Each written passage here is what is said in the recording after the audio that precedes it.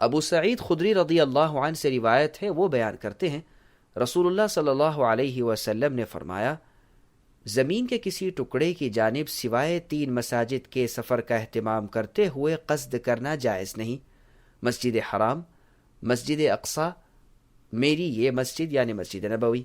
وضاحت: 3 مساجد کے علاوہ کسی دوسری جگہ سفر کا اہتمام کر کے ثواب کی نیت سے جانا درست نہیں۔ تجارت یا طلب علم وغیرہ کا جواز ثابت ہے، ان کے لیے سفر کا اہتمام کیا جا سکتا ہے۔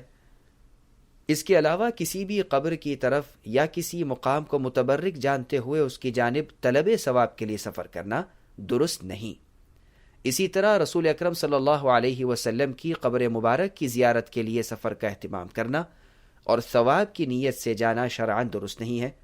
البتہ مسجد نبوی کی زیارت کے لیے جب کوئی شخص سفر کرے گا تو وہاں پہنچ کر زیارت قبر نبوی صلی اللہ علیہ وسلم کرے، یعنی آپ کی قبر کے پاس جائے اور آپ کی قبر مبارک کی قریب نہایت خاموشی اور انتہائی احترام کے ساتھ درود شریف کا ہدیہ بھیجے۔